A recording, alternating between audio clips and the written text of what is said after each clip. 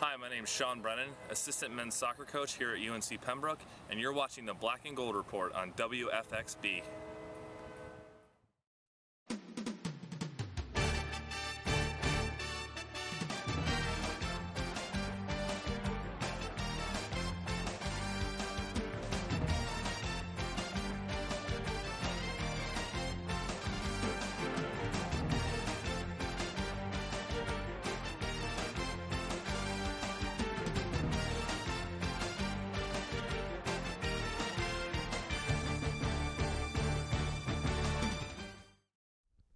Hello, Braves fans, and welcome to this week's edition of the Black and Gold Report, a program all about UNCP athletics.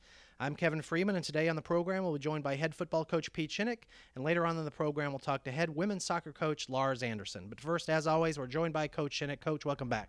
Thank you. Great to be here.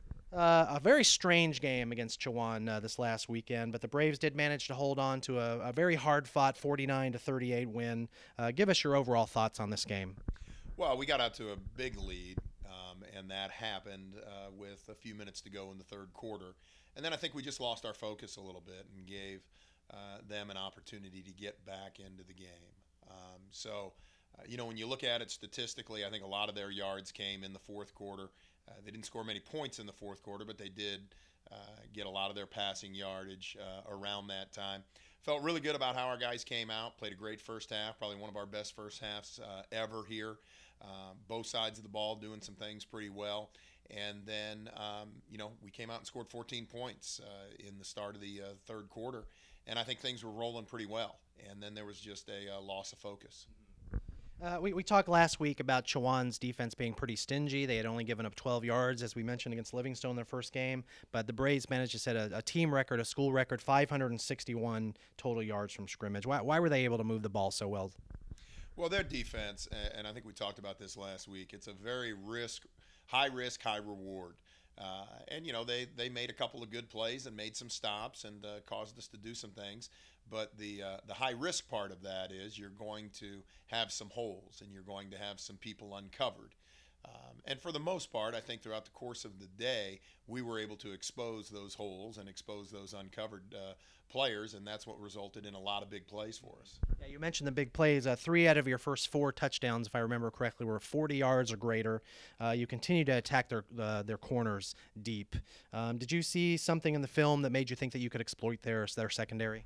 Well, we just knew that the way they played and as aggressive as they play, they're trying to get as many people in the box, where the O-line is and the tight end is and the running back, trying to get as many people in there to stop the run as possible.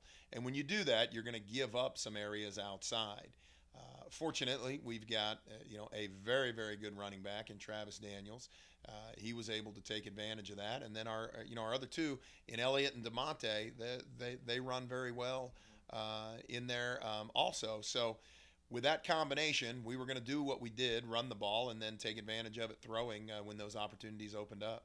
Yeah, you mentioned a little bit about their offense, and they did move the ball quite well, particularly in the second half.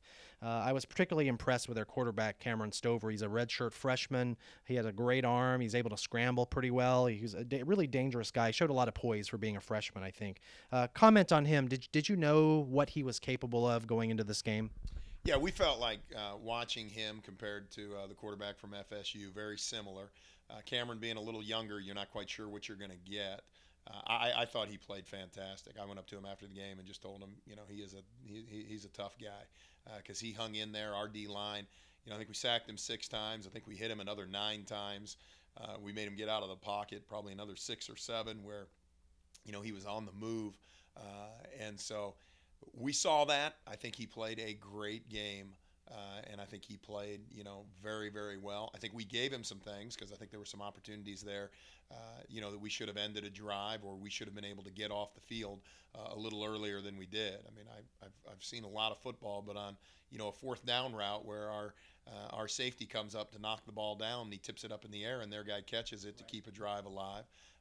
We had a pass interference call or a late hit call that added 5 more plays.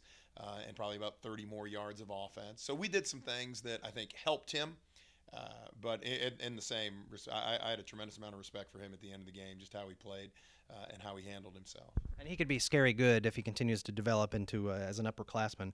And number 86 and number 10, their wide receivers, I think they had 22 catches between the two of them. They managed to find ways to get open on virtually every play, it seemed like.